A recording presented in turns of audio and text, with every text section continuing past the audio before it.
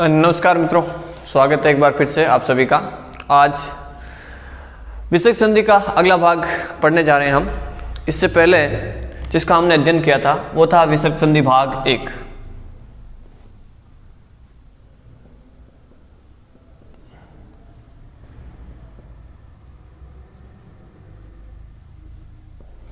विसर्ग संधि नियम नंबर 1 पढ़ा था हमने। विसर्ग संधि का जो पहला नियम है वो हमने पढ़ा था कि घोष व्यंजन घोष विसर्ग संधि नियम। यदि विसर्ग के साथ में घोष वर्ण जुड़ते हैं तो क्या होता है, और उसमें भी हमने पहला नियम क्या पढ़ा था कि यदि विसर्ग से पहले अ या आ हो और सामने क्या हो, घोष वर्ण हो,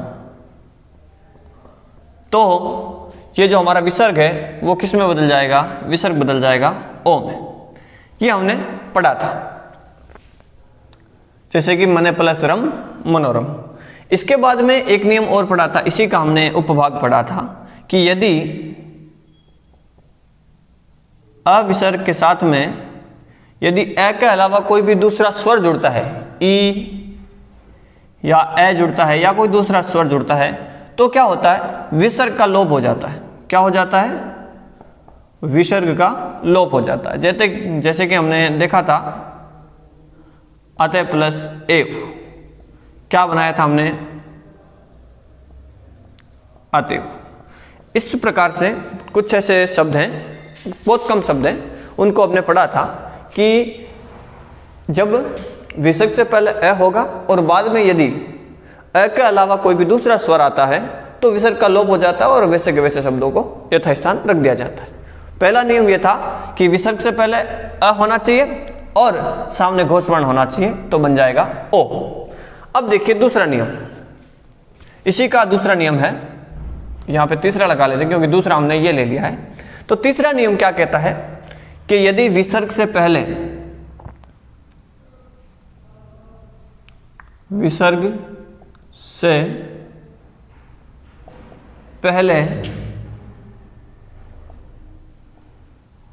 ई या ऊ हो, ई या ऊ, ई दोनों ही ले सकते हो आप, ह्रस्व और दीर्घ। ऊ के सिर्फ ह्रस्व के उदाहरण मिलते हैं। ई या ऊ हो व विसर्ग के बाद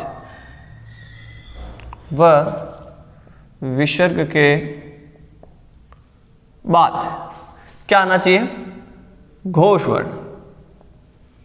विसर्ग के बाद घोष वर्ण हो तो विसर्ग किस में बदल जाएगा, विसर्ग रे में बदल जाएगा, रे में बदल जाएगा। यह बनता हमारा तीसरा नियम कि विसर्ग से पहले क्या होना चाहिए, ई और ऊ। ले लेते हैं, यहां पे हमने ले लिया ई या फिर ऊ। मिलना क्या चाहिए सामने, घोष वर्ण मिलना चाहिए। क्या मिलना चाहिए दोस्तों, घोष वर्ण। तो यहां पे हमने ले लिया घोष वर्ण। तो जब विसर्ग से पहले ई या ऊ हो और सामने घोष वर्ण हो तो ये विसर्ग जो है किस में बदल जाएगा, विसर्ग बदल जाएगा रे में। किस में बदल जाएगा, रे में बदल जाएगा। तो नियम नंबर तीसरा ये है। पहला नियम ये था हमारा, दूसरा नियम ये था, और तीसरा जो नियम है वो ये है। एक उदाहरण लेते हैं इसका, जैसे मैंने लिया आसी धन वाद। देखिएगा सबसे पहले हमें क्या देखना है कि विसर्ग कहां पर है। ये रहा हमारा विसर्ग। विसर्ग से पहले नियम क्या कहता है कि ये होना चाहिए इन तीनों में से एक। तो देखिए ये रहा, दीर्घ ई हमारी आ चुकी है। अब विसर्ग के बाद क्या है, घोष वर्ण होना चाहिए। ये रहा, वह जो है हमारा घोष वर्ण है। घोष वर्णों के बारे में मैंने आपको पहले ही बता दिया कौन कौन से होते हैं। पहली पंक्ति, दूसरी पंक्ति, श श श, ये जो है ये तो है अघोष, बाकी सब के सब घोष हैं। इसके बारे में अधिक जानकारी आपको चाहिए तो आप पूर्व में वीडियो लिस्ट में जाकर के देख सकते हैं। वर्ण संबंधी जो वीडियो बनाया हुआ उस पर आप अच्छे तरीके से समझ सकते हैं कि घोष क्या होते हैं और अघोष क्या होते हैं। मैं बता देता हूं आपको थोड़ा सा, जैसे कि क, ख, घ, घ और ng। तो ये जो दो लाइनें होती हैं 5 तक प फ तक, ये तो है अघोष, और श और श, ये तीनों श और ये, तो ये जो तेरे वर्ण होते हैं वो होते हैं अघोष। कौन से होते हैं? अघोष। बाकी जो सारे हैं तीसरी, चौथी व पांचवी, ये पंक्तियां जो है य र लव और ह, ये जो सारा मामला है वो होता है हमारा घोष। तो यहाँ पे क्या आना चाहिए? यहाँ पे आया हमारा व, तो वह हमारा घोष होता है। इस बात का आप ख्याल रखें थोड़ा सा।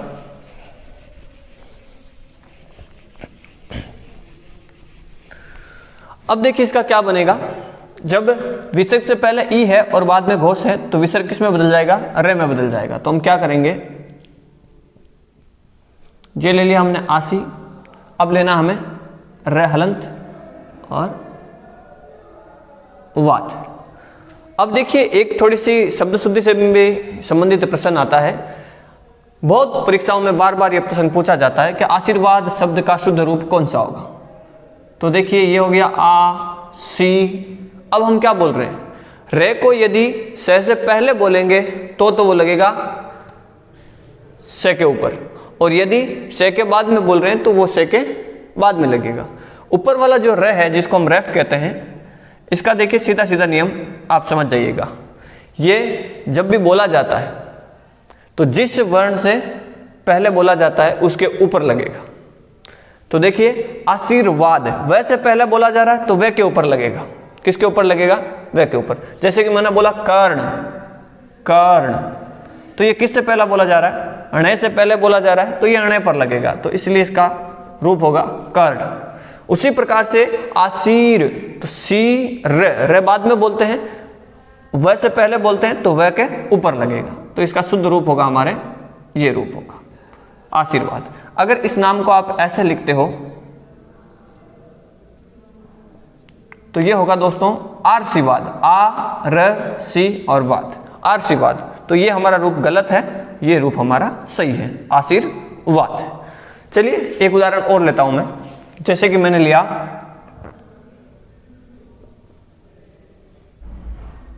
बही प्लस अंग, क्या होगा? देखिए नियम समझना है। नियम अगर बेहतर तरीके से हमने समझ लिया, अगर ढांचा बेहतर तरीके से खड़ा कर दिया तो हमारा मकान अच्छा बनेगा। इस बात का आप ख्याल रखें, विश्वास रखें। तो देखिए नियम यहाँ पे हमें देखना है, नियम क्या काम कर रहा है हमारा? नियम ये काम कर रहा है कि विसर्ग से पहले क्या आया है? ई आया है, और ई के बाद में क्या आया है? अ आया है, यानी कि यह क्या है? सभी स्वर हमारे क्या होते हैं? घोष होते हैं। तो ये नियम नंबर हमारा 3 काम कर रहा है इसमें। ये देखिए जब नियम नंबर 3 काम करेगा तो विसर्ग किस में बदल जाएगा? रे में बदल जाएगा। तो इस विसर्ग को हम क्या करते हैं? रे में बदल देते हैं। तो इसको मैं लिखना चाहूंगा बहिर प्लस अंग। अब आप कहीं ऊपर मत चले जाना, क्योंकि इस रे में ये अ हलंत जुड़ जाएगा और ये बन जाएगा हमारा बहिरंग। क्या बन जाएगा दोस्तों? बहिरंग। उसी प्रकार से एक शब्द और ले लेते हैं हम। मैंने लिख लिया बही प्लस भाग, बही प्लस भाग, तो क्या बन जाएगा हमारा? ये बहिर बन गया और ये साथ में जुड़ गया भाग, तो क्या बना लेंगे? बहिर्भाग। क्या बन जाएगा हमारा? बहिर्भाग बन जाएगा। इसका आप हल्का सा एक चाहें तो स्क्रीनशॉट ले सकते हैं, इसके बाद में हम आगे बात करने की कोशिश करते हैं।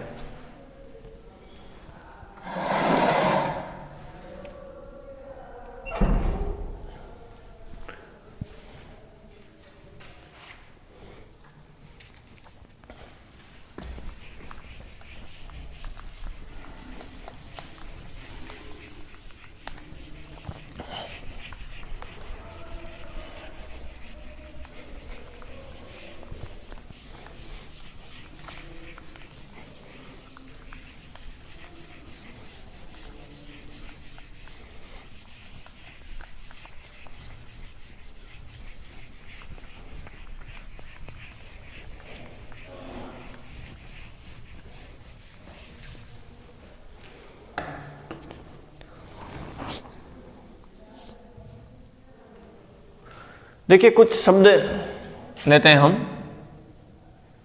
जैसे कि एक शब्द लिया मैंने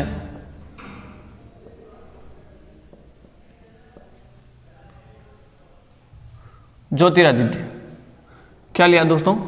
ज्योतिरादित्य। एक और देखिए मैंने लिया है स्वर्ग। क्या लिया है? स्वर्ग। थोड़ा सा शब्दों को समझने की कोशिश करिएगा कि क्या होता है। एक शब्द हम ले लेते हैं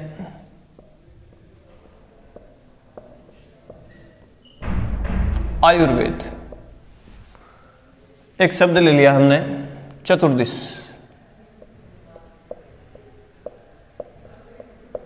चतुर्दिश।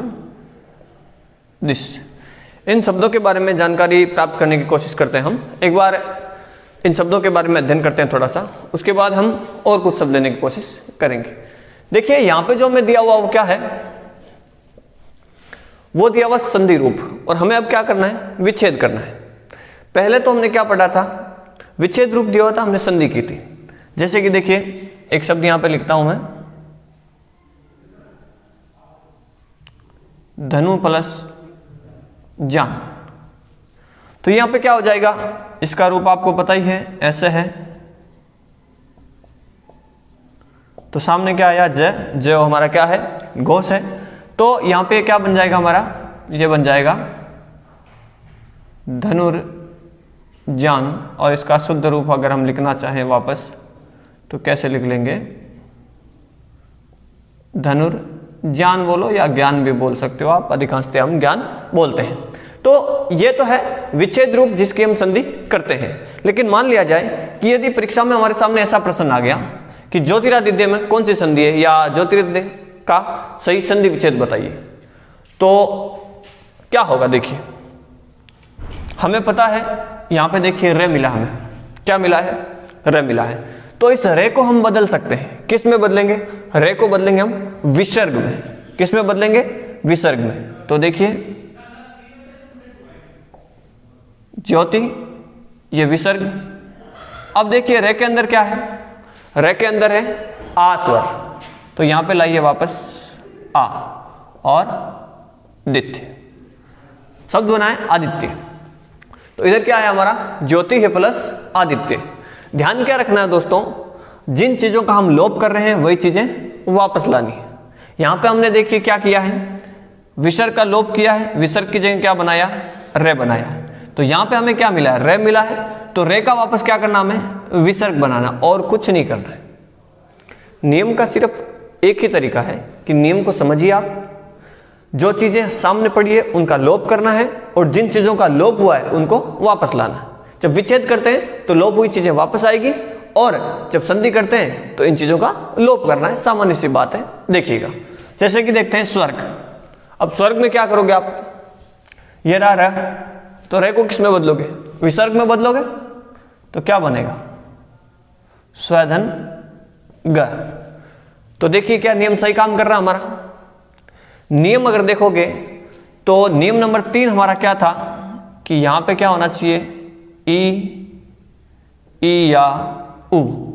विसर्ग से पहले इन तीनों में से कोई एक होना चाहिए, तब रे बनता है। लेकिन यहां पे क्या है? अ है। और अ का तो हमने सबसे पहला नियम पढ़ा था हमारा, क्या? कि यदि विसर्ग से पहले अ होता है और कोई घोष वर्ण आता है तो विसर्ग किस में बदल जाता है? ओ में बदल जाता है। तो बनना तो क्या चाहिए था यहां पे? फिर स्वोग बनना चाहिए था, स्वोग। लेकिन ऐसा नहीं हुआ है। तो इसे हम किस श्रेणी में रख सकते हैं? अपवाद की श्रेणी में रख सकते हैं। अब देखिए मैंने पहले भी आपको बताया कि अपवाद कुछ नहीं होता है। इसे अपवाद क्यों कहा गया उसे भी बता देता हूं मैं आपको। मूल रूप से क्या है? संधि का नियम पहले नहीं बना है। पहले आई हमारी भाषा, पहले आए शब्द। तो शब्द जो हमारे बुजुर्गों ने बोल दिया वो बोल दिया। अब इसको स्वर्ग बोल दिया तो बोल दिया। अब हुआ क्या है? स्वर्ग का जब हम देखते हैं तो स्व प्लस गे, जहां पे स्वयं हम गमन करते हैं वो हमारा स्वर्ग होता है। ठीक है, तो ये क्या है? यहाँ पे अपवाद है। बनना तो स्वोग चाहिए था लेकिन बना स्वर्ग है। इसमें अपवाद है। पहले बता देता हूं, विसर्ग संधि का तीसरा नियम काम कर रहा है। प्रश्न आ जाएगा परीक्षा में कि स्वर्ग के अंदर कौन सी संधि है बताइए। तो कौन सी संधि है दोस्तों? स्वर्ग के अंदर है विसर्ग संधि। चलिए, ये अपवाद के रूप में। आगे देखिए आयुर्वेद। तो क्या करेंगे, ध्यान क्या रखना है, जो गायब हुआ उसको वापस लाना है और जो सामने उसको गायब करना है। तो देखिए लोप कीजिए किसका, रे का। तो रे का जब लोप करेंगे तो रे वापस किस में बदलेगा, विसर्ग में। ये बनेगा आयु प्लस वेद। क्या बनेगा दोस्तों, आयु प्लस वेद। अब इसका वापस अगर हमें संधि करनी हो तो हम क्या करेंगे, इस विसर्ग को किस में बदल देंगे, रे में। ध्यान क्या रखना है, विसर्ग से पहले यदि ई या उ हो तो इस विसर्ग को रे में बदल दीजिए और शब्दों को जोड़ दीजिए। और यदि विसर्ग से पहले अ या आ हो तो विसर्ग का क्या कर दीजिए, ओ बना दीजिए और शब्दों को जोड़ दीजिए। विसर्ग के पहले ए हो और सामने ई ए हो तो विसर्ग को हटा दीजिए, कुछ नहीं करना है। आगे देखिए चतुर्दिश को देखते हैं। तो चतुर्दिश में भी क्या होगा हमारा, देखिए ये रहा रे, इस रे का लोप कर लीजिए आप। ये बना दिया रे का हमने विसर्ग और ये बना दिया दिश। ये देखिए यहां पे बना है चतु प्लस दिश। इसमें देखिए दो नियम काम करते हैं संधि के। एक तो करता है आपका विसर्ग का नियम काम और एक लोप संधि का भी नियम काम करता है। इसमें देखिए जो शब्द है वो है दिशा। क्या है, दिशा। लेकिन जब ये इसके साथ में जुड़ता है तो इस आ का लोप हो जाता है। जैसे कि मैंने आपको बहुत बार बताया पहले भी कि रात्रि का क्या बन जाता है, रात्र बन जाता है। निशा का क्या बन जाता है, निश बन जाता है। उदाहरण भी हमने लिए हैं, जैसे कि मैं बताऊं आपको, अहोरात्र, अहर्निश। ये अहन की जब संधि पड़ी थी, ये दोनों शब्द हमारे सामने आए थे। तो इसमें देखिए रात्रि का बना रात्र और निशा का बना निश। उसी प्रकार से दिशा का भी क्या बन जाता है, दिशा का बन जाता है दिश। इस बात का थोड़ा सा हमें ख्याल रखना है कि ये एक लोप का भी इसमें नियम काम कर रहा है। जैसे जैसे हम आगे बढ़ेंगे वैसे वैसे हमें समझ में आता रहेगा। जैसे कि एक उदाहरण और रखना चाहूंगा मैं आपके सामने, ठीक ठाक समझ में आ गया होगा हमें। मैंने लिख दिया यजुधन वेद। क्या लिख दिया दोस्तों, यजुधन वेद। तो क्या करेंगे, ये रहा हमारे पास में उ, उसके बाद में विसर्ग आया, विसर्ग के बाद में क्या आया, घोष वर्ण आया। तो विसर्ग को किस में परिवर्तित कर देंगे, विसर्ग को बना देंगे रे में और लिख देंगे यजुर्वेद। अब देखना रे को कहां पे लिखना है। रे किससे पहले बोला जा रहा है, वे से पहले बोला जा रहा है, तो वे के ऊपर चला जाएगा। तो ये हो गया हमारा य जू र वे द, सही नाम होगा यजुर्वेद। तो कुछ इस प्रकार से उदाहरणों से हमें समझ में आया कि जो हमारा दूसरा नियम था जिसमें क्या है, गोश जुड़ेगा तो रे बनेगा, ये नियम हमारे सामने कंप्लीट हुआ है हमारा। अब देखिए एक शब्द और लेना चाहूंगा मैं आपके सामने। जैसे मैंने लिख दिया परिधनकार, तो क्या बनाओगे, ये देखिए रहा विसर्ग और ये रही हमारी ई। तो क्या बन जाना चाहिए, विसर्ग और ई आते ही क्या बनना चाहिए, विसर्ग का रे बना दे। ऐसे नहीं होगा दोस्तों, विसर्ग का रे नहीं बनाना है। हाँ, पहला नियम यह कहता है कि विसर्ग से पहले क्या होना चाहिए, ई या ऊ होना चाहिए। लेकिन दूसरा नियम क्या कहना है, विसर्ग के साथ में क्या होना चाहिए, घोष होना चाहिए। यहां पे क्या है, यहां पे क अघोष, तो यहां पे ये नियम काम नहीं करेगा। ध्यान रखना, ये कहीं परि और कार मत कर देना आप। ये होता है परि और कार। व्यंजन संधि में हमने पढ़ा है, ये आगम संधि का नियम है, इसमें शय का आगम होता है और ये बन जाता है परिष्कार। क्योंकि इसमें ऐसा है, जैसे कि इस नियम को आगे पढ़ेंगे हम, आगे सामने आएगा ऐसा नियम हमारे, उस समय मैं आपको बताऊंगा कि ये कैसे हमें संदेह पैदा कर देता है। तो थोड़ा सा हमें ख्याल रखना है। चलिए आप इसका स्क्रीनशॉट लेना चाहे तो ले सकते हैं, फिर आगे बात करते हैं थोड़ी सी और।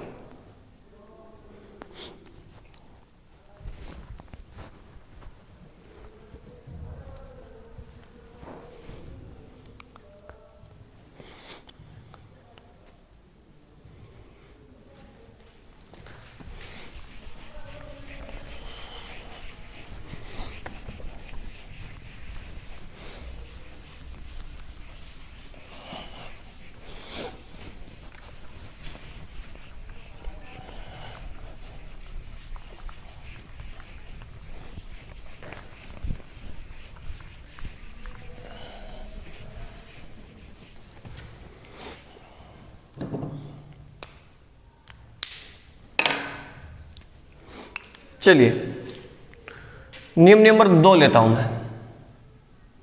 क भाग लिया था हमने, घोष और विसर्ग की संधि। अब हम लेंगे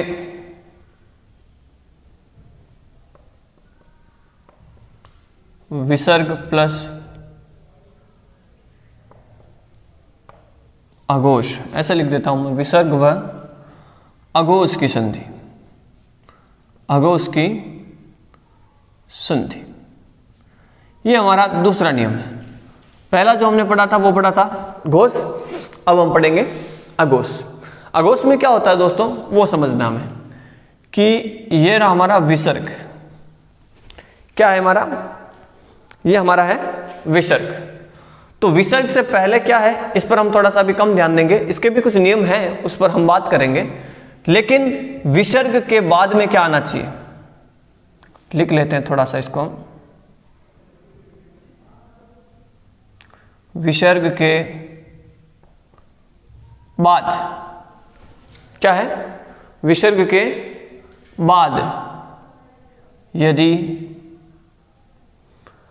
अघोष वर्ण आए, क्या है, अघोष वर्ण आए तो क्या होता है। तो अघोष कौन कौन से हैं पहले तो हमें ये देखना पड़ेगा। तो अघोष की देखिए एक बार छोटी सी तालिका में बना देता हूं आपके सामने।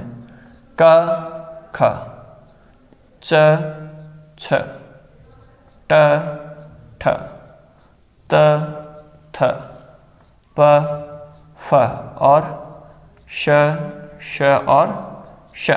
ये जो 13 वर्ण हैं आपके, ये हैं अघोष। अब इनमें से देखिए विसर्ग के साथ में जुड़ने वाले कौन कौन से हैं वो मैं आपको बता देता हूं। ये लाइन जुड़ती है विसर्ग के साथ में, क च ट त प श और श। ये इतना ही मामला है। तो विसर्ग के साथ में हम इनका अध्ययन करेंगे। ये जो है वो विसर्ग के साथ में जुड़ेंगे हमारे। तो ये जो दूसरा नियम है हमारा, इसके कुछ हम भाग करेंगे, उन भागों के माध्यम से हम समझने की कोशिश करेंगे कि विसर्ग के साथ में जब यदि अघोष जुड़ता है, अघोष वर्ण आता है तो परिवर्तन क्या क्या होता है और कैसे कैसे होता है। तो देखिए पहला मैं लेता हूं कि यदि विसर्ग से पहले अ हो और सामने क्या आ जाए, सामने आ जाता है च और श। क्या आ जाता है दोस्तों, च और श। क्या ध्यान रखना है, ये रहा विसर्ग, विसर्ग से पहले क्या आया हमारा, आ गया। क्या आ गया दोस्तों, आ गया हमारा। तो विसर्ग से पहले यदि अ आता है और सामने क्या आता है, च और स। ये वर्ण कौन से हैं, इन वर्णों का उच्चारण स्थान क्या है, कोशिश कीजिएगा सोचने की। वर्ण विचार आपने पढ़ा होगा, अगर नहीं पढ़ा है तो आप इससे पहले जब भी आप संधि पढ़ते हैं उससे पहले बेहतर तरीके से वर्ण विचार पढ़िए, क्योंकि वर्ण विचार जब तक नहीं पढ़ेंगे आपको संधि समझ में नहीं आएगी। तो वर्ण विचार आपको पता होना चाहिए। इनका उच्चारण स्थान जो है हमारा वो है तालव्य। क्या है दोस्तों, तालव्य। तो ये जब तालव्य वर्ण इस विसर्ग के साथ में जुड़ते हैं तो इस विसर्ग में भी क्या होता है, ये विसर्ग बन जाता है तालव्य से। क्या बन जाता है, तालव्य से। इस बात का ध्यान रखना है। क्या बनेगा, तालव्य। जैसे कि देखिए मैं आपके सामने लिखूं कि यहां पे आ गया हमारा विसर्ग और विसर्ग के सामने आ गया च या फिर श। तो हम इसको किस में बदलेंगे, इसको हम बदलेंगे से में बदलेंगे। किस में बदलेंगे, से में। उस उदाहरण के साथ हम समझते हैं। मैंने लिखा जैसे कि यसे प्लस शरीर। क्या लिखा है, यसे प्लस शरीर। तो क्या होगा, ये देखिए क्या आया, ये आ गया हमारा विसर्ग। विसर्ग से पहले क्या है, अ है, और विसर्ग के बाद में क्या है, स है। तो इसको ही हमें ध्यान में रखना है कि ये कैसे होता है। इसमें अ या आ दोनों ही लिख सकते हो आप, है ना। ये मैंने आपको बताया ही है कि अ या आ दोनों ही ले सकते हो आप। तो क्या करेंगे, इस श को किस में बदलेंगे, यदि सामने से आता है तो ये बदल जाएगा इस श में। तो ये हो जाएगा हमारा यशस शरीर। क्या हो जाएगा दोस्तों, यशस शरीर। अब यदि आपके सामने शब्द दे दिया जाए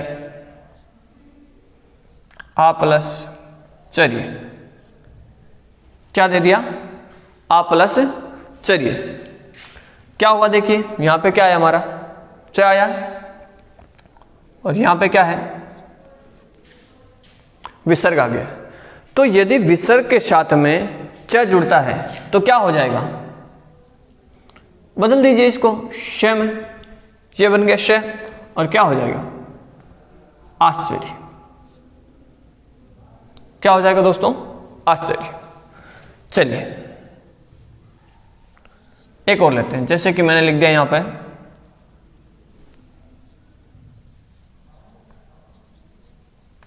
मैंने लिख दिया कश्चित।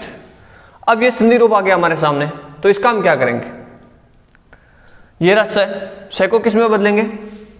से को बदलेंगे हम विसर्ग में, तो लिखेंगे हम कहदन चित। ध्यान क्या रखना है?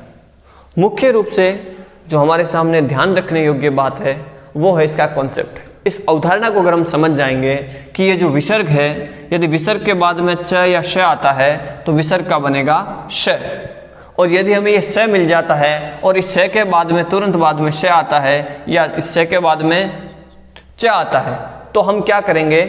इस स को वापस किस में बदल देंगे? विसर्ग में बदल देंगे। किस में बदल देंगे दोस्तों? विसर्ग में बदल देंगे। तो कश्चित का हम क्या करेंगे? क प्लस चित। एक बार स्क्रीनशॉट ले सकते हैं आप, मिटा रहा हूं मैं हल्का सा।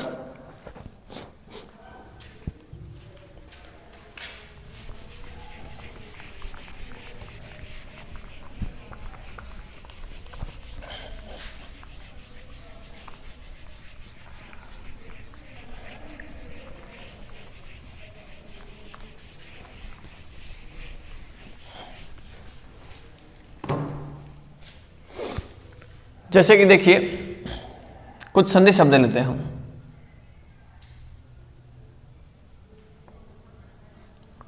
मैंने लिखा तपश्चरण। क्या लिखा आपके सामने? तपश्चरण। एक जैसे कि शब्द देता हूं मैं आपके सामने, यशस शेष।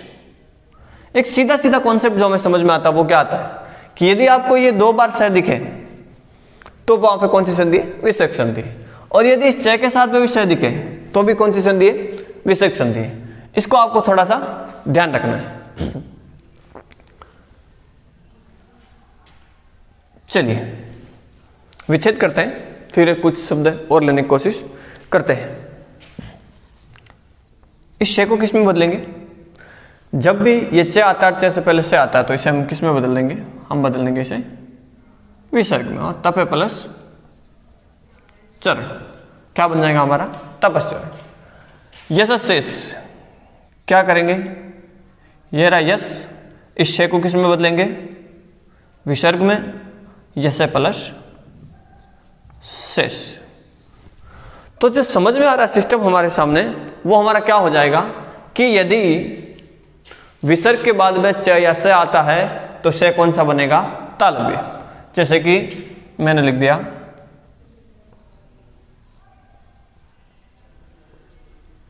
पुरस्चरण। तो क्या करेंगे हम इसका? ये रहा पुर, स को किस में बदलेंगे? विसर्ग में, पूरे प्लस चरण। साधारण सी जो बात है वो हमारे सामने यहाँ पे समझ में आती है और पहला नियम हमारा कंप्लीट होता है। इसका ही अगर मैं भाग 2 लेना चाहूं तो मैं क्या करूंगा?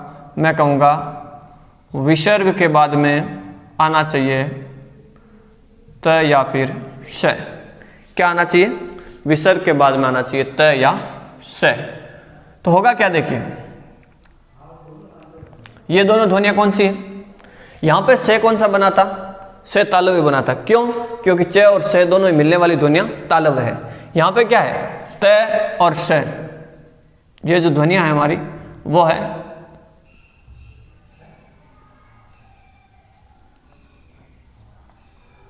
दंत्य ध्वनियां। कौन सी है दोस्तों? संस्कृत में इन ध्वनियों को दंत्य कहते हैं। संधि हमारी संस्कृत की, तो ध्वनियां भी संस्कृत की चलेगी। तो इससे पहले मैं यहां पे क्या ले लेता हूं? अ या आ ले लेता हूं। अ या आ हो इधर विसर्ग के साथ में, और विसर्ग के साथ सामने यदि त या श हो तो विसर्ग किस में बदल जाएगा? विसर्ग बदल जाएगा स में, क्योंकि ये स क्या है? दंत्य से है। तो यही ध्यान रखना है।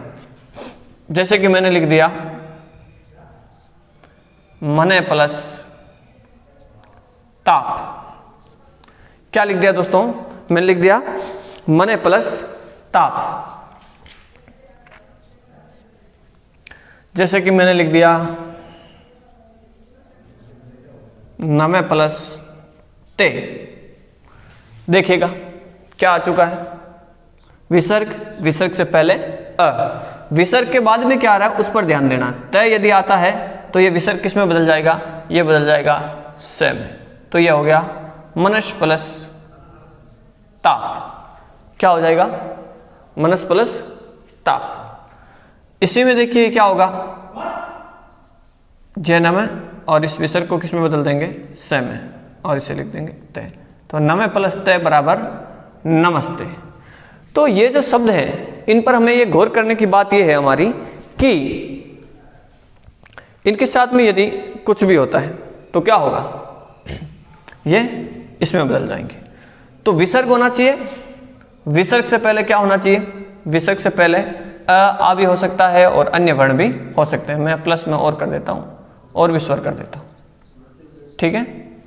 तो ये भी आपको थोड़ा सा ख्याल रखना है कि इसके साथ में अगर कोई और भी स्वर आता है तो मुख्य बात यह है कि विसर्ग होना चाहिए, विसर्ग के बाद में होना चाहिए तय और स। तो ये जानकारी जो है हमारे सामने यहाँ पे आती है। इसके साथ में कुछ और उदाहरण जो है हम अगले वीडियो में लेंगे इसके, और कुछ विशेष संधियां जो हो रही है उन संधियों के बारे में भी हम बात करेंगे जो विसर्ग में काफी संदेहात्मक है। कई लोग कहते हैं ये होती है, कई लोग कहते हैं नहीं होती है, कई लोग कहते हैं ऐसे उदाहरण मिलते ही नहीं है। तो ऐसे कौन से उदाहरण हैं, ऐसे कौन से नियम हैं जिनके बारे में विद्वानों में काफी संदेह चल रहा है और हमें कौन सा रास्ता अपनाना है, वो हम करेंगे अगले वीडियो में बात। तब तक के लिए नमस्कार।